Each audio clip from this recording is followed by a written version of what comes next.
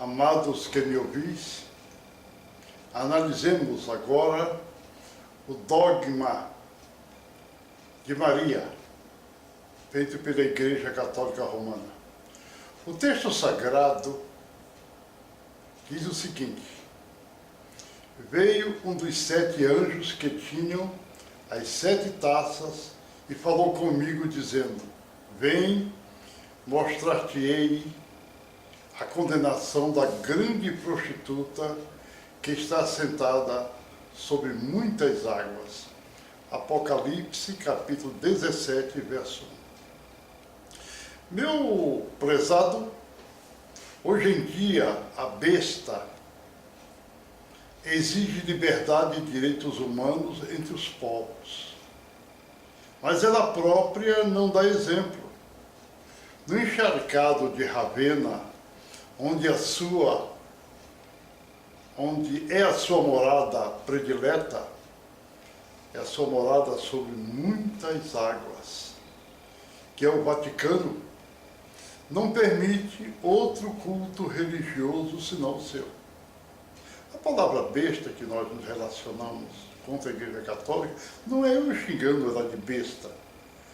É o nome espiritual dado pela Bíblia a uma religião errônea.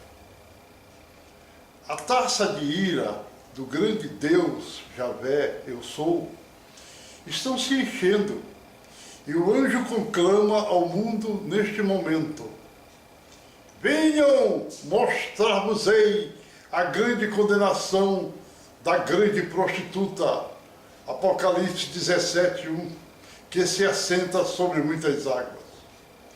Com a sua prostituição seduziu os reis da terra, e encontra-se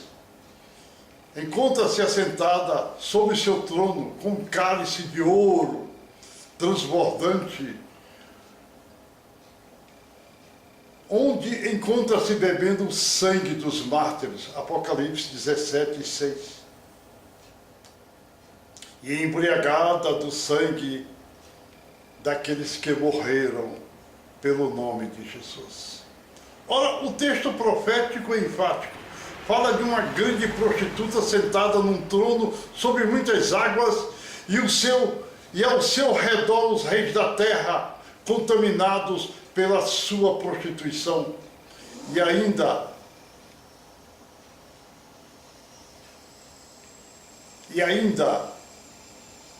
embriagada com o sangue dos santos. A grande prostituta sentada sobre muitas águas não pode ser uma rainha temporal da época atual, pois nenhuma se encaixa nessa descrição.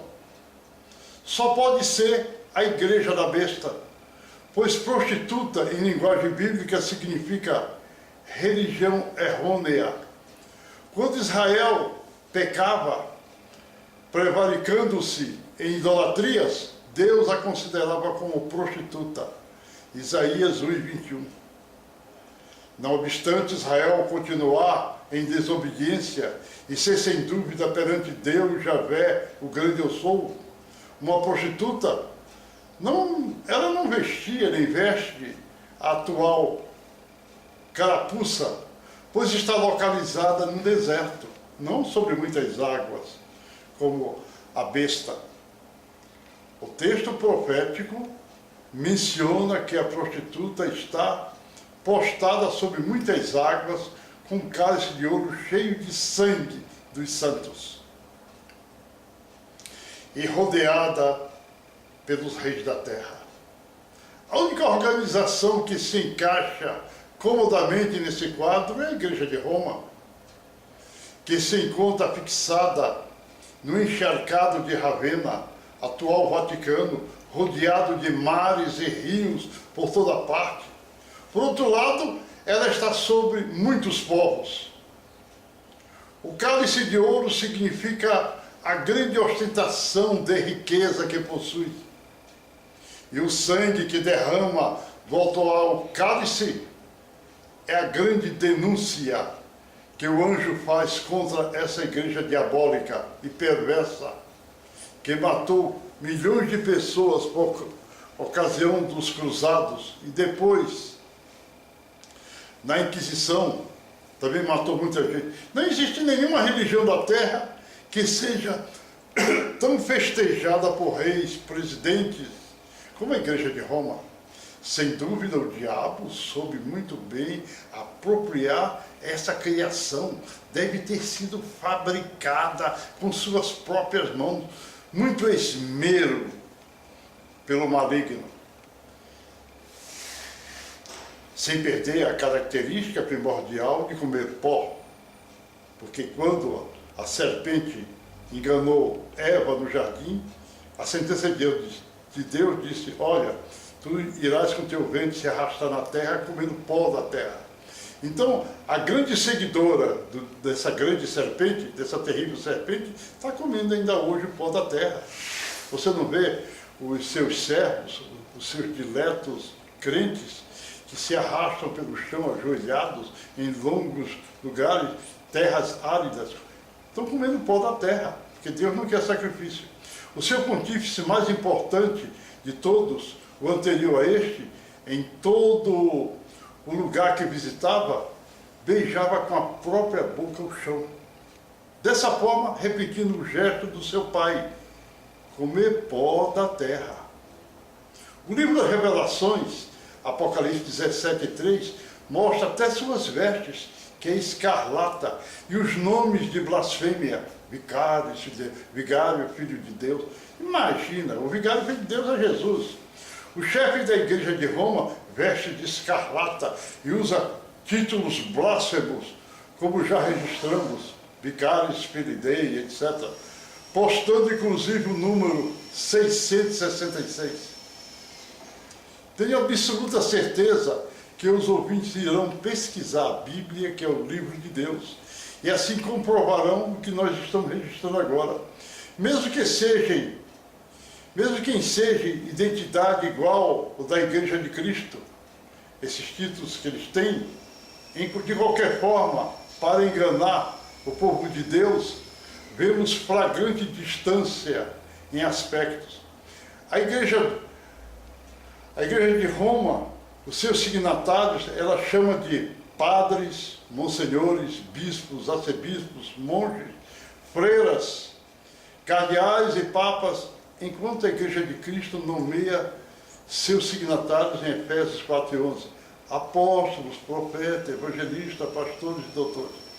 A Igreja de Roma usa água benta, rosário, crucifixo, turíbulos, romarias, velas, tiaras, anéis, batinas, missas. Todas essas palavras desconhecidas da Bíblia, enquanto a Igreja de Cristo deverá usar apenas a Bíblia Sagrada. Salmo 47, Jeremias 36:2, Hebreus 10:7. E todos os seus ensinamentos, que não incluem aquelas palavras exóticas. Os únicos títulos bíblicos que a Igreja Romana usa são de diáconos e bispos, mesmo assim de forma esdrúxula. Pois a Bíblia ensina que o diácono e o bispo devem ser casados, 1 Timóteo 3:12, Tito 1:5 até 7. Por que a Igreja de Roma não permite ao clero o casamento? Se este é preceito bíblico, divino, Gênesis 2:18, ordenado pelo próprio Deus Javé, desde o Éden, a razão fundamental dorme na noite do tempo. Aquele que é desobediente por natureza, portanto, comedor de pó, não deseja obedecer à palavra de Deus. Ordenou aos seus seguidores a desobediência, como em tempos passados tentou, não é? Ele tentou desmoralizar a lei de Deus em relação à criação, colocando homens híbridos sobre a terra, Gênesis 6:1-12. Atualmente nós estamos vendo a clonagem, que é uma coisa diabólica também. E por isto, como condenação, adveio o dilúvio. Agora, em tempos atuais, mais uma vez tenta desvirtuar o curso da criação. ordenando aos seus ministros o celibatarismo. Não poderia mesmo ser de outra forma o comportamento dos representantes da besta. Nós sabemos que essa é uma igreja diabólica. A igreja de Roma usa a adoração à Virgem. Adoração ou veneração dos santos. Canonização de santos, rezas pelos mortos, purgatório. Aliás, o purgatório começou a surgir no século XI, na França, particularmente no mosteiro de Cluny. O superior desse mosteiro, precedido por Santo Edilon, que arvorava-se do poder de livrar as almas do purgatório. Desse assunto falaremos em outro doutrinamento. E ainda a missa de sétimo dia, enquanto a palavra de Deus prescreve que a Igreja de Cristo deve usar adoração só a Deus. Êxodo 34, 14, Deuteronômio 5, 9, 1, Crônicas 16, 29, Mateus 4 e 10. Na festa de Canaã, Maria procurava Jesus para avisá-lo da falta de vinho. E Jesus não mandou ninguém ouvi-la. E ainda repreendeu João, e ainda repreendeu ela. Nós vemos isso em João 2 e 4. Só quem pode canonizar um santo é Deus, pois nenhum homem viu os céus ou conhece as coisas espirituais. Deuteronômio 29 e 29. Pois é dado aos homens apenas coisas reveladas que Deus permitiu. É muita pretensão da Igreja Católica querer canonizar santo. A palavra de Deus proíbe qualquer oração pelos mortos, pois estes já estão à disposição do juízo de Deus. Hebreus 9 e 27. Não existe a palavra purgatório na Bíblia. Esta menciona apenas inferno, Lucas 12, 5, trevas exteriores, Mateus 25 e 30, lago de fogo, Apocalipse 21 e 8, e céu, Filipenses 3 e 20, segundo Pedro 3 e 13. Não se pode, de forma alguma, interceder por alguém que já está morto. Lucas 16, 19 a 31. A linguagem dos representantes da Igreja de Roma denuncia que eles não têm nada a ver com Cristo. Se não, vejamos. Um padre disse que o seu colega pegou um livro, escreveu um livro, e aquele livro foi a Nossa Senhora que falou o coração dele. Ora, o padre que escreveu este livro, ele não pode dizer que Nossa Senhora falou, porque só quem pode falar ao coração é Deus. Outra pessoa não pode. Então, meus prezados irmãos, Nossa Senhora, que o padre refere-se, mesmo se fosse mãe de Jesus, não teria esse atributo de falar ao coração, visto ela ter morrido. E nessa qualidade de pessoa que morreu, não tem condição nenhuma nesse sentido. A palavra de Deus é enfática. A palavra de Deus diz que ela foi bem-aventurada. Ora, bem-aventurada quer dizer abençoada, benditosa. Como isso não quer dizer, não se pode dar a ela o atributo de receber adoração, porque ela é uma santa. E Deus a fez assim. Glória a Jesus. E Deus os abençoe. Amém.